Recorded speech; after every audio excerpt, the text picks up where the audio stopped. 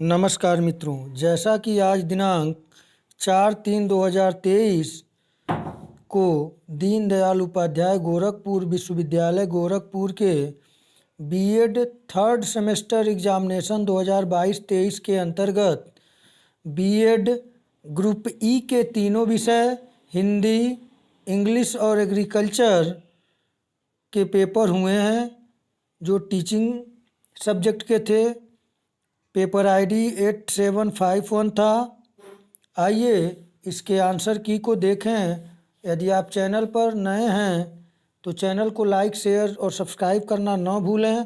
तो हम लोग पहले EDU BEd 112 E1 यानी कि हिंदी शिक्षण से संबंधित जो 40 प्रश्न हैं उन्हें देखते हैं। उसके बाद क्रमशः हम लोग इंग्लिश और एग्रीकल्चर के आंसर को देखेंगे। तो आइए शुरू करते हैं।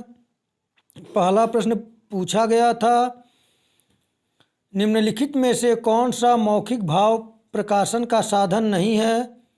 इस प्रश्न का सही उत्तर होगा ऑप्शन ए, दिवाली पर लेख। प्रश्न संख्या दूसरा दिखाई दे रहा है, स्क्रीन पे आप देख रहे हैं। निम्नलिखित में से कौन सा अशुद्ध उच्चारण का कारण नहीं है। तो इस प्रश्न का जो सही उत्तर होगा वह होगा ऑप्शन बी, तीसरा प्रश्न।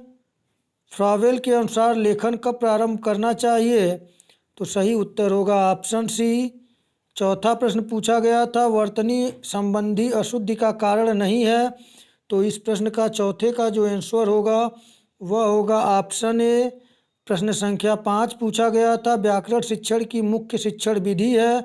तो प्रश्न में कराया था आप लोगों को हूबहू ठीक वही प्रश्न पूछा गया है जो प्रश्न मैं दिया था आपको। व्याकरण शिक्षण की मुख्य शिक्षण विधि है, यही क्वेश्चन मैं दिया था और निगमन आगमन, आगमन निगमन दोनों करके दिया था। यहाँ पे सही उत्तर होगा ऑप्शन सी, दोनों ही। प्रश्न संख्या 6 पूछा गया था, भाषा कौशल के विकास में उपयोग किया जाता है। तो इसका जो सही उत्तर होगा वह होगा ऑप्शन डी, उपयुक्त सभी। प्रश्न संख्या 7 पूछा गया था, हिंदी शिक्षण की प्रभावशीलता का मूल्यांकन करते हैं। तो इसका सही उत्तर होगा ऑप्शन सी, उपयुक्त दोनों। 8वां प्रश्न पूछा गया था, भाषा पुस्तकालय से मुख्य रूप से क्या लाभ है। तो इस प्रश्न का सही उत्तर होगा ऑप्शन सी, दोनों। प्रश्न संख्या 9 पूछा गया था आपसे, हिंदी में मूल्यांकन हेतु निम्नलिखित में से किस प्रकार के प्रश्न का प्रयोग होता है। तो इस प्रश्न का सही उत्तर होगा ऑप्शन डी, तीनों का समन्वित रूप। और प्रश्न संख्या 10 पूछा था, मौन वाचन शिक्षण का उद्देश्य है। तो इस प्रश्न का जो सही उत्तर होगा वह होगा ऑप्शन सी, दोनों का विकास। प्रश्न संख्या 11 पूछा गया था आपसे, वाचन शिक्षण के मुख्य प्रकार हैं।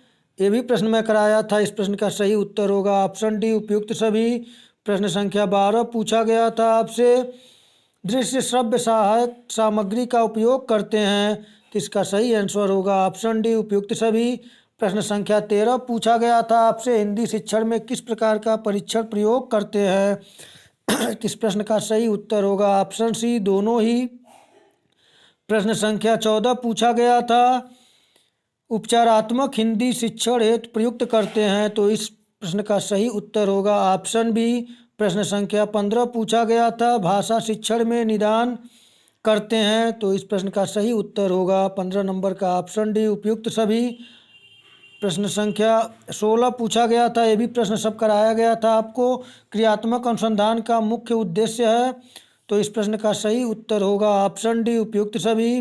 प्रश्न संख्या 17 पूछा गया था, कक्षागत समस्या का समाधान करते हैं। तो इस प्रश्न का सही उत्तर ऑप्शन ए, क्रियात्मक अनुसंधान।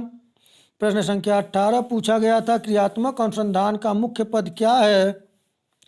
तो इस प्रश्न का सही उत्तर है ऑप्शन डी, उपयुक्त सभी।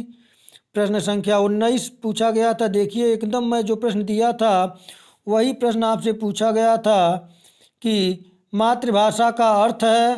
तो इस प्रश्न का सही उत्तर ऑप्शन डी, उपयुक्त सभी। और प्रश्न संख्या 20 पूछा गया था, हिंदी किस भाषा की वंशजा है। तो इस प्रश्न का सही उत्तर ऑप्शन बी, संस्कृत। प्रश्न संख्या 21 पूछा गया था, भाषा के मुख्य तत्व होते हैं। ये भी प्रश्न में ठीक एकदम यही आंसर भी मैं रखा था, ऑप्शन भी यही प्रश्न पूछा गया था। इस प्रश्न का सही उत्तर ऑप्शन डी, उपयुक्त सभी। और प्रश्न संख्या 22 है, मातृभाषा का उद्देश्य नहीं है। तो इस प्रश्न का मातृभाषा का उद्देश्य नहीं है, तो यहाँ पे दिया है जो उपयुक्त सभी है। मानसिक विकास, शारीरिक विकास, सामाजिक, यहाँ पे डी ऑप्शन होगा उपयुक्त सभी। प्रश्न संख्या 23 पूछा गया था मातृभाषा की प्रमुख शिक्षण विधि है, तो इस प्रश्न का सही उत्तर होगा ऑप्शन सी अनुकरण विधि।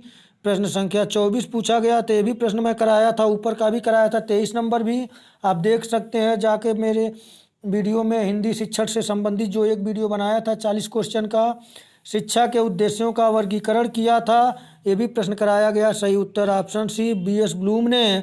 और 25 नंबर प्रश्न है ज्ञानात्मक उद्देश्य का तीसरा पद कौन सा है, ये भी प्रश्न मैं कराया हूँ, आप देख सकते हैं। तो सही उत्तर होगा ऑप्शन बी प्रयोग। प्रश्न संख्या 26 को देखें, पूछा गया था आपसे बच्चों का मातृभाषा ज्ञान मूल रूप से किन तत्वों पर निर्भर करता है, तो सही उत्तर ऑप्शन सी।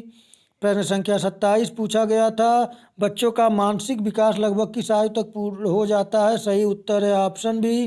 प्रश्न संख्या 28 पूछा गया था प्रोजेक्ट प्रणाली का आविष्कार किसने किया, ये भी प्रश्न मैं कहा था आपसे, रिपीटेड प्रश्न है, बार बार पूछा जाता है। इस प्रश्न का सही उत्तर होगा ऑप्शन सी किलपैट्रिक। आप प्रश्न संख्या 29 है त्रिभाषा सूत्र का मुख्य संदर्भ है, तो इस प्रश्न का जो सही उत्तर होगा वह होगा ऑप्शन सी। प्रश्न संख्या 30 पूछा गया था गद्य शिक्षण से शब्द भंडार तथा ज्ञान की वृद्धि होती है, तो इस प्रश्न का सही उत्तर है ऑप्शन बी सत्य कथन। प्रश्न संख्या 31 पूछा गया था गद्य शिक्षण में सर्वाधिक महत्व किसका है, तो इस प्रश्न का जो सही उत्तर होगा वह होगा ऑप्शन डी। प्रश्न संख्या 32 पूछा गया था गद्य शिक्षण की मुख्य विधि है, तो इस प्रश्न का जो सही उत्तर होगा वह होगा ऑप्शन सी स्पष्टीकरण विधि, ये भी प्रश्न मैं कराया था।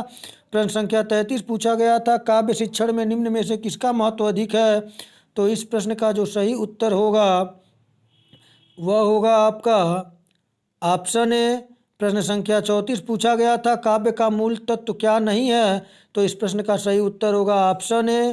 प्रश्न संख्या 35 पूछा गया था कविता शिक्षण की मुख्य विधि है, तो इस प्रश्न का सही उत्तर होगा ऑप्शन डी उपयुक्त सभी। प्रश्न संख्या 36 पूछा गया था कहानी शिक्षण का उद्देश्य नहीं है, तो इस प्रश्न का सही उत्तर ऑप्शन बी। प्रश्न संख्या 37 पूछा गया था निम्नलिखित में से कौन सा कहानी का वर्ग नहीं है, तो इस प्रश्न का सही उत्तर होगा ऑप्शन सी। प्रश्न संख्या 38 पूछा गया था निम्नलिखित में से कौन सी वाचन शिक्षण की विधि नहीं है, तो इस प्रश्न का सही उत्तर होगा ऑप्शन सी।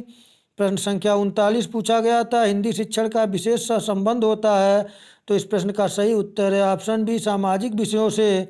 और अंतिम प्रश्न पूछा गया था कामायनी निम्नलिखित में से किसकी रचना है, तो इस प्रश्न का सही उत्तर है ऑप्शन बी जयशंकर प्रसाद। तो मित्रों इस प्रकार मैं 40 प्रश्नों के आंसर की दिया हूँ हिंदी का, देख सकते हैं आप। इसमें एक दो अगर त्रुटियां आपको मिलती हैं तो आप कमेंट के माध्यम से हमें सूचित करिएगा।